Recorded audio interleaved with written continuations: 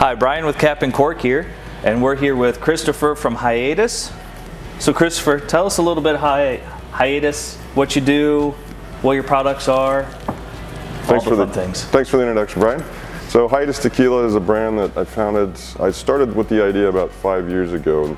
Reason being is I lived in Mexico for a very long time. I grew up in Texas. A lot of my friends obviously were of Hispanic descent, mainly from Mexico. So I just grew up with better tequila around than most. And my family did business in Mexico, so they were bringing good stuff across the border that you couldn't even buy on this side. So I was a little bit spoiled. Didn't realize it at the time, obviously. So I wanted to create something much more authentic to what I remember as a younger age. Tequila's obviously evolved quite significantly in the last couple of decades. Right. Unfortunately, a lot of tequila is being produced for more of what they consider an American palate, which tends to lend more sweet notes, which are not always natural to the process.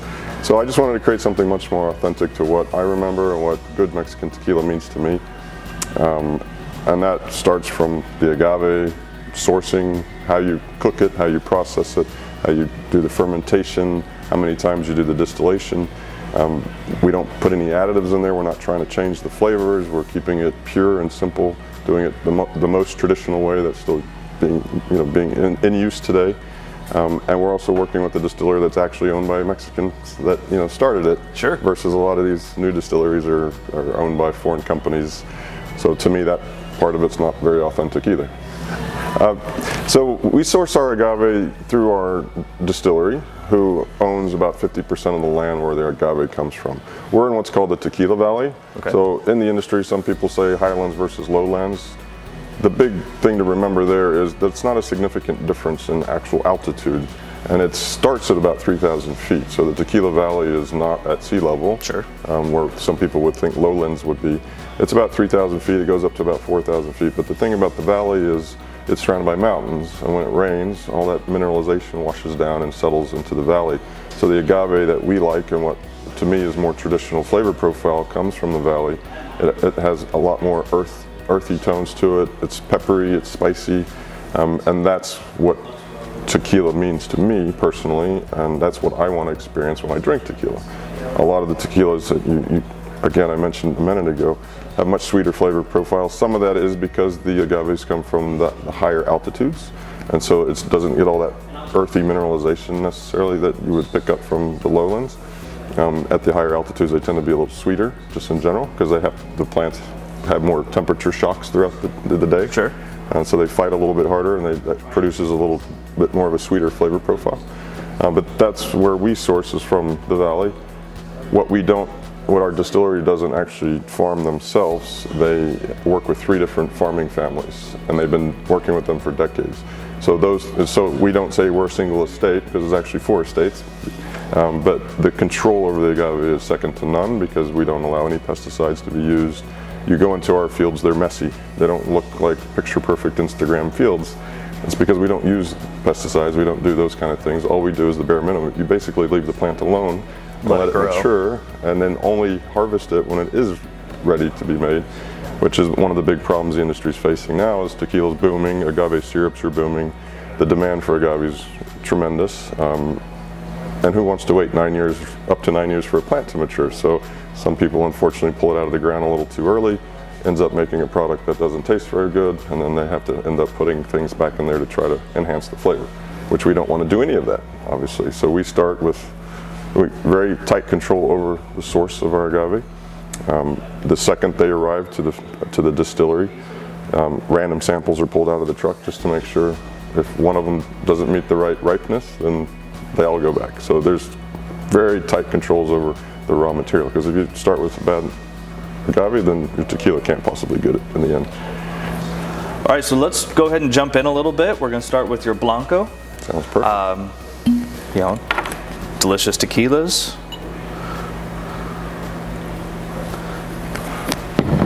So the blanco is the heart and soul of tequila.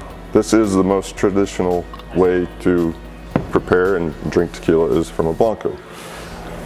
So ground to glass, from the time you actually harvest the plant, which again can take up to 9 years to mature, It can be as little as 8 days. A lot of it depends on outside air temperatures, which can speed up or slow down the fermentation process.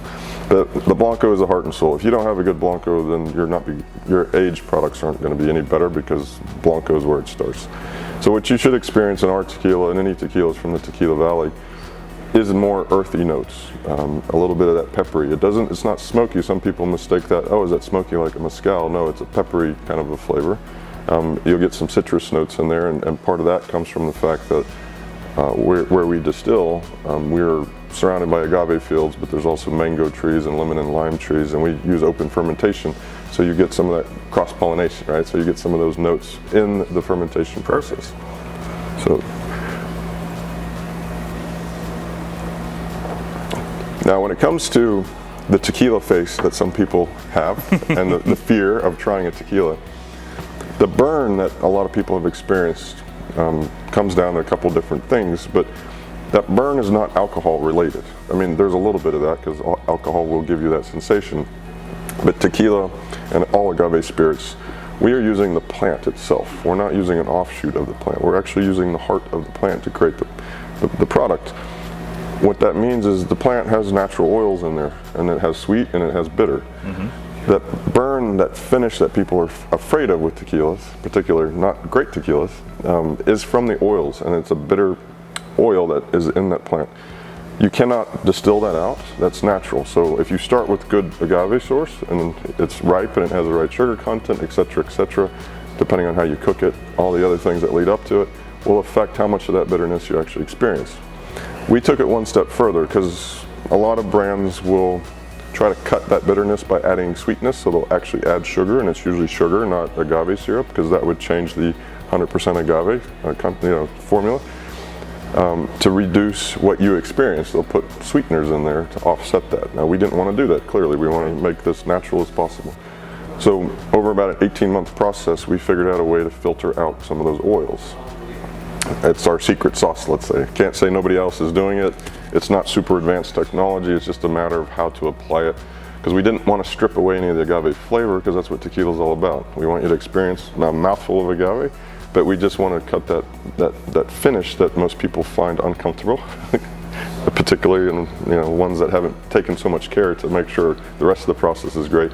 So that's why you get such a smooth finish on ours versus some.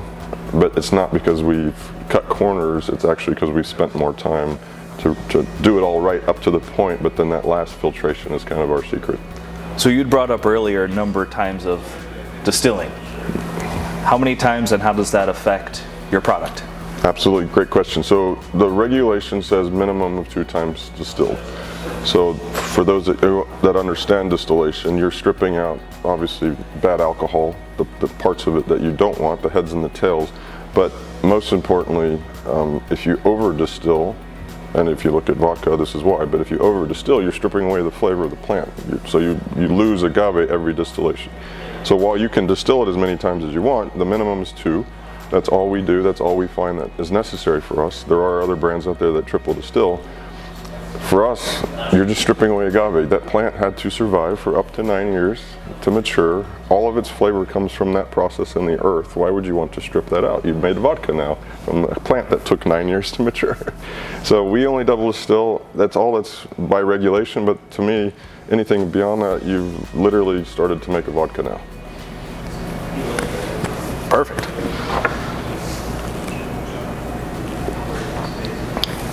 So what did you think? What did you experience with that? I mean, as you said, it has a nice amount of pepperiness. It is very clean, though. It doesn't leave any unpleasantness. Right. But being that I'm generally a whiskey drinker, okay. So I like that feel down, and I like that it has just enough of it to come down. It warms you.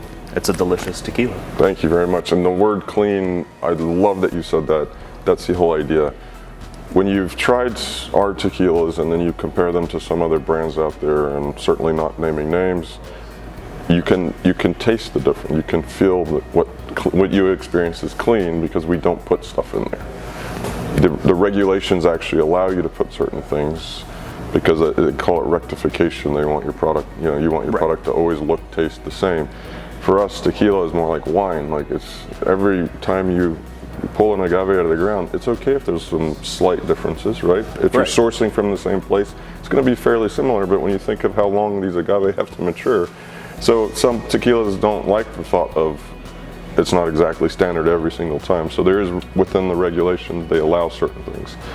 We don't use those things. If we have slight change from one bottling to the next, I'm okay with that because it's a natural plant and we're using the plant.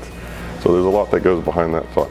But when it comes to making cocktails, the word clean is great because now, and we work with some of the most high-end mixology bars in the country, employees only, Broken Shaker, Bathtub Gin. They like the cleanliness of it because it helps them make a better cocktail. They can create mixes that they're not trying to overcome artificial sweeteners or things that are in some of these other brands. So they have a better base product to start their cocktail program with, and that's so important to them because they're always cutting edge and trying to push the envelope. Yes, it's getting more and more fun. Exactly. So getting into more of the process, I'm a fairly neophyte on tequila, but I know it's aging. Yes. Is how it goes. So going next into reposado, what does all that entail? So we take our blanco and then we put it in barrels. The industry tends to use a lot of American oak, so we use whiskey and bourbon barrels. We don't necessarily want new barrels because you'll immediately start making bourbon and whiskey. If you put tequila in a brand new barrel, you're going to get so much flavor from that barrel. So most of us use used barrels. Most of it is out of the U.S., bourbon and whiskey barrels. We don't source a particular brand of barrel. That's not the game that we're trying to play. But we age, so reposado means rested, and we age for 6 months. The regulation says from 2 to 12 months. We only do 6, and the reason being is I'm more of a purist. I want you to experience agave. I want it to be agave forward throughout. The longer it sits in the barrel, the more it starts to pick up flavors of the barrel, and that's okay. Bourbon, whiskey, most of their flavor is developed while it's in that barrel, and that's one thing. Our plant took 9 years to mature. All that flavor developed during that period. I don't want to hide that now. Otherwise, I'm not making tequila. I'm making a whiskey or bourbon, and there's far cheaper things to make whiskey and bourbon out of than an agave plant that took that long. So you'll start with our reposado. Again, it's just our blanco that's now aged 6 months. You'll start to get some of the notes from the barrel, a little bit of oak, a little bit of, some people experience cinnamon, some people get a little bit of chocolate in there, but it's very mild of those notes because it hasn't sat in that wood more than 6 months. Now, our evaporation rate in Mexico can range anywhere from 10 to 12%, so it's quite significant. Yes. When you think of Scotch and the temperatures in which they are aging, it's much lower than that.